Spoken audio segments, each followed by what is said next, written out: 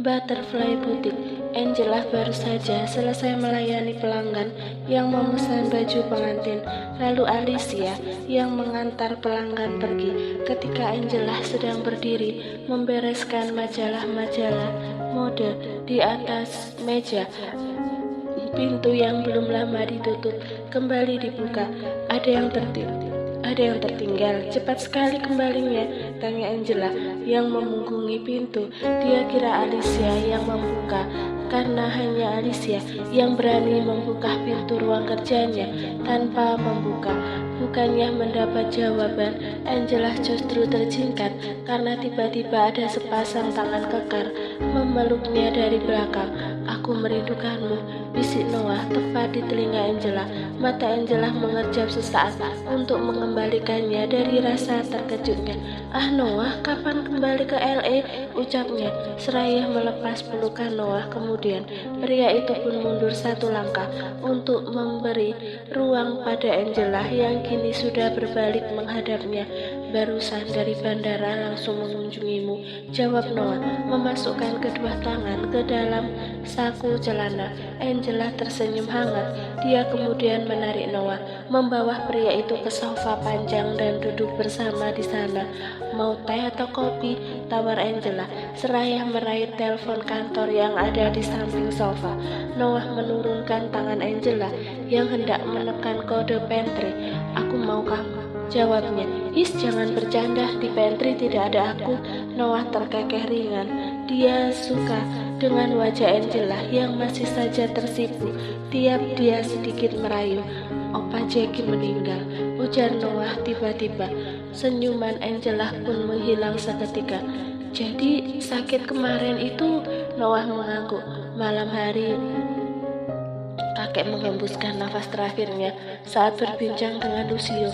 Dia benar-benar menunggu kedatangan Lucio sebelum akhirnya pergi untuk selama-lamanya. Pria itu nampak sendu, mengingat Jackie selama ini sering mengatakan merindukan Lucio, tapi Lucio sama sekali tak pernah pergi menemui kakeknya itu. Lucio, bagi Angela, mendengar nama Lucio disebut saja sudah membuat jantungnya berdebar, entah berdebar karena takut ketahuan atau karena rindu. Aku turut berduka cita.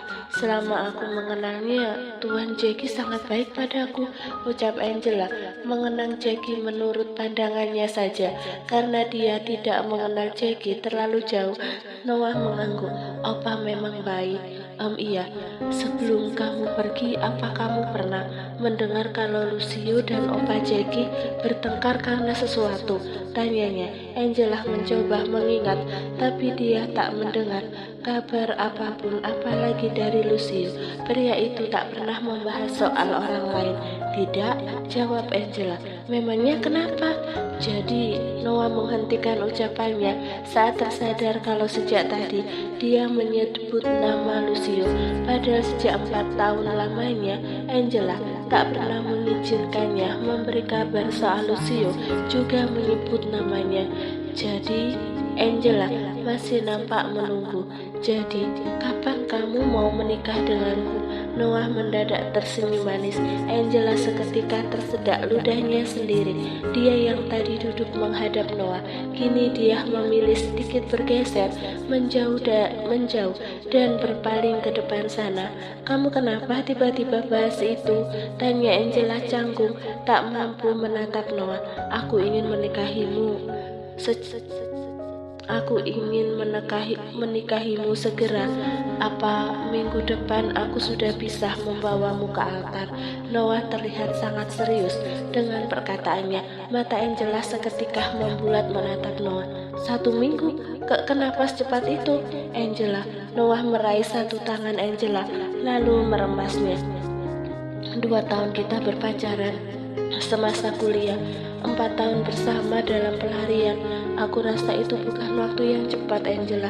Sorot mata Noah menunjukkan kesungguh-sungguhan. 6 tahun menunggu bukan waktu yang sebentar, itu sangat lama.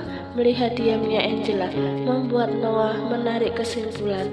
Kamu tidak mau menikah denganku?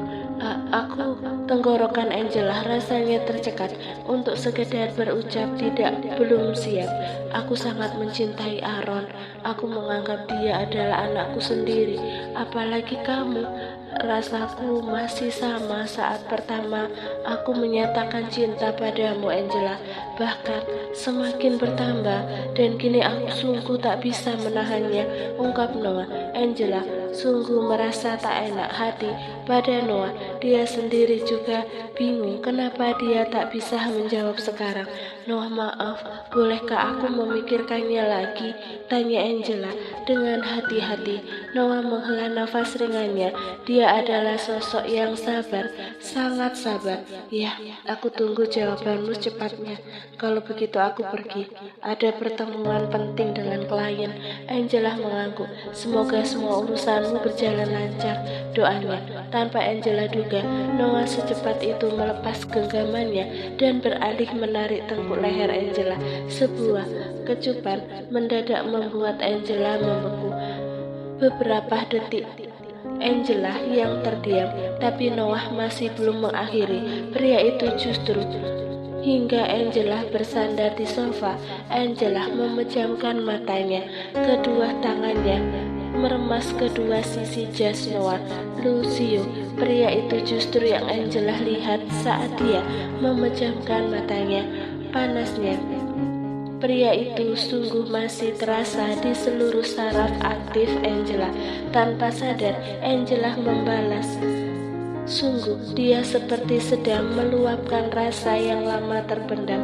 Noah tak menyangka kalau Angela responnya seaktif ini. Apa Angela begitu gembira dengan ajakan menikahiku? Pikir Noah. French kiss terjadi cukup lama sampai Angela beralih meremas surai gelap rambut lebat itu. Lucio, dalam hati Angela memanggil nama itu dan memperdalam. Noah melepas saat dia rasa nafas Angela mulai habis. Kau sangat panas, Angela. Suara Noah membuat Angela seakan terjatuh dari atas awan. Dia membuka mata sedikit linglung melihat Noah berada. Dia bahkan sempat melihat ke sekitar, mencari sosok yang muncul dalam angannya.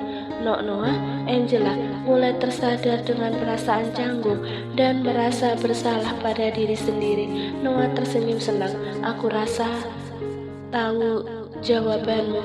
Aku ingin kamu sendiri yang mengatakannya. Sampai jumpa besok. Pria itu mengecup puncak kepala Angela, kemudian berbalik pergi, menyisakan Angela yang membeku di tempat. Dia menyentuh bibirnya yang sedikit kebas dan basah. Ada rasa kecewa dalam diri. Entah dia harus kecewa pada siapa. Bahkan saat itu kamu yang muncul di kepalaku, Lucio. Angela memejamkan matanya. Hatinya sungguh gelisah. Lalu dia ingat persiapan ke Chicago besok pagi. Matanya terbuka. Aku tak boleh memikirkannya. Sebaiknya aku pergi berbelanja untuk dibawa dalam perjalanan besok, gumamnya. Angela pun beranjak dari sofa. Sebisa mungkin dia melupakan kejadian ambigu barusan. Dia merapikan diri, lalu menarik tas untuk pergi. Saat di depan, dia berpapasan dengan Alicia. Mau kemana? Tanya gadisnya. Belanja untuk kebutuhan ke Chicago besok. Kamu jaga butik ya. Angela berjalan buru-buru keluar dari butik menuju ke mobilnya. Halo Angela, kamu di mana? Aku tadi ke rumah, tapi tak ada orang. Terus ini aku sedang di butikmu, kata karyawan. Kamu belum sampai di butik. Kamu baik-baik saja kan? Noah langsung mencecar Angela saat wanita itu baru saja mengangkat panggilannya. Noah, sorry, aku tadi buru-buru. Aku juga hanya mengabari Alicia, belum sempat mengabari orang kantor.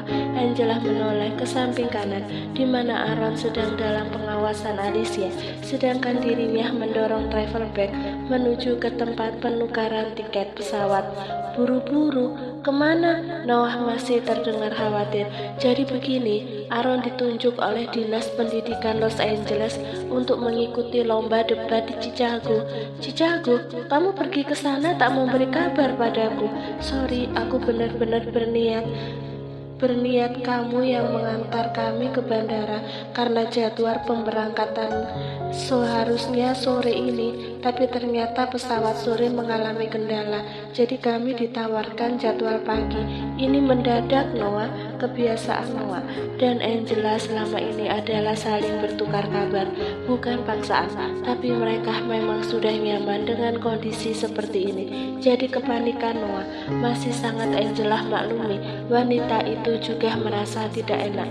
Angela bisa mendengar suara helaan nafas Noah. Oke, tidak apa-apa, asal kalian baik-baik saja, dan aku turut senang karena prestasi Aaron sungguh luar biasa. Ya, sekali lagi maaf ya. Lalu kapan kembali? Sebenarnya aku ingin menyusul, tapi minggu ini jadwal kantor sedang sangat padat, ujar Noah sedikit keberatan kalau Angela pergi sendiri. Tergantung apa dia menang atau tidak. Kalau dalam setiap sesi dia unggul, kompetisi ini akan berakhir di hari keempat. Jadi doakan Aaron bisa pulang membawa piala. Angela menceritakan dengan nada semangatnya. Berarti 1 minggu aku tidak bisa melihatmu. Fokus Noah justru tertuju pada berapa lama mereka berpisah. Angela terkekeh kecil. Kamu ini, kita masih bisa video call. Kalau begitu aku sudah dulu. Kalau kami sampai akan aku kabari. Ya, doa terbaik untuk Aaron. Jaga keselamatan perjalanan untuk kalian berdua. Angela menjawabnya baru setelahnya. Dia mematikan ponselnya. Ini adalah pertama kali Angela hanya pergi jauh berdua dengan Aaron. Biasanya selalu ada Noah di sampingnya. Lagi pula, Angela memandang jarang berpergian. Dia lebih sering meminta Alicia yang pergi ke luar negeri atau luar kota kalau ada urusan kantor. Kali ini Angela sendiri yang keluar dari areanya karena kepentingan Aaron semata. Chicago, sebuah kota metropolitan kedua setelah Los Angeles di Amerika.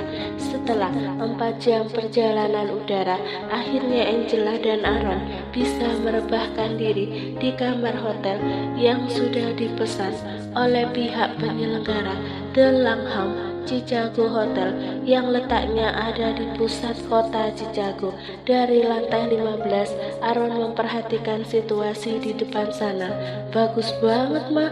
Aaron sudah seperti anak pinggiran yang diajak ke wilayah berbeda, karena nyatanya Aaron selama ini hanya berkutat di wilayah Los Angeles. Dia tak pernah kemana-mana. Pria kecil itu berdiri di atas kursi, lalu memandang kota Chicago dari kaca kamar hotel. Asal kamu tahu, Aaron, lokasi pemutaran beberapa film Hollywood yang terkenal seperti Batman The Dark Knight, Transformer, The Dark of the Moon itu dilakukan di kota ini loh, ucap Angela yang sedang merebahkan diri di ranjang empuk. Wah, nanti aku akan ceritakan pada teman-temanku di sekolah. Aaron selalu bersemangat untuk semua hal yang baru dia ketahui. Dia juga mudah mengingat semuanya. Ma, terus itu apa, Ma? Kayak kacang, teriak Aaron lagi. Karena Angela tak tahu, dia pun beranjak dari ranjangnya, kemudian melihat ke arah jendela kaca. Oh, itu Cloud Gate atau biasa disebut The Bean, adalah salah satu ikon kota Chicago yang sangat terkenal. The Bean ini merupakan desain dari pemahat internasional yang bernama Anish Kapoor, ujar Angela. Kita ke sana, Ma. Ayo kita turun terus ke sana. Aaron sampai menggerak-gerakkan lengan Angela. Angela beralih menghadap Aaron sepenuhnya. Kedua tangannya pun menggerakkan pipi Aaron dengan gemas. Kamu tidak capek? Nanti harus belajar loh buat persiapan besok. Hanya sebentar, pinta Aaron. Kedua mata kecil itu berkedip cepat sebagai tanda permohonan yang begitu imut. Ah, kalau sudah begini, bagaimana bisa Angela menolaknya? Oke, kita bersiap-siap, jawab Angela. Hore! teriak Aaron lompat-lompat di atas kursi. Millennium Park menjadi tujuan Angela dan Aaron, gedung hotel yang mereka tinggali selama 1 minggu ke depan. Rupanya dekat dengan salah satu area pusat Chicago yang selalu ramai. Angela sama sekali tidak melepas tangan Aaron. Pria kecil itu tak bisa diam, kadang berjalan sambil lompat-lompat, kadang memutari Angela atau menarik Angela supaya cepat sampai. "Mah, ayo kita foto-foto," antusias Aaron benar-benar tak bisa dipungkiri. Bahkan pria kecil itu sempat-sempatnya mengirim hasil selfie mereka pada Noah. "Kita bisa mengirimnya nanti sayang, Daddy sedang sibuk bekerja. Lihat, dia belum membuka pesanmu sama sekali," Angela sampai menunjuk layar ponselnya pada Aaron. "Nampak tanda terbaca belum ada di sana." "Oke deh, kirim nanti malam saja. Sekarang kita kemana, Ma?" tanya Aaron setelah puas berfoto ria. Dia depan Cloud Gate. "Keliling Chicago pakai kereta kuda yuk. Lihat di sana, ada kuda-kuda putih yang cantik-cantik," ajakan Angela. "Mana bisa," Aaron tolak. The Langham Chicago Hotel. Sambutan mewah diberikan pada Lucio Nix Jameson sebagai tamu kehormatan. Namanya terus melambung karena Paradise Group sudah dikenal dengan perusahaan properti yang sering mengirim bantuan ke berbagai sekolah di dunia. Kehadiran Lucio sebagai juri tentu bukan karena ketenarannya semata. Dia dipilih karena kecerdasan Lucio yang di atas rata-rata. Sebab itu pula Lucio sangat mudah mengelola perusahaan hingga tumbuh begitu pesat hanya dalam waktu kurang dari 7 tahun. "Selamat datang Tuan Lucio, kami sudah menyiapkan kamar terbaik untuk Anda," sapa direktur hotel yang turun tangan sendiri. "Ya, aku ingin istirahat sebentar," jawab Lucio. Dia tentu tak sendiri. Diego akan terus bersamanya. Mereka pun beriringan masuk ke dalam lift dipandu oleh sang direktur sembari mengobrol singkat dalam perjalanan menuju lantai 15 hotel bintang 5 tersebut. "Tuan Diego, kami siapkan kamar di sebelah kamar Tuan Lucio." Diego yang lebih dulu sampai. Berikutnya Lucio. Dia sudah lelah setelah melakukan meeting pagi.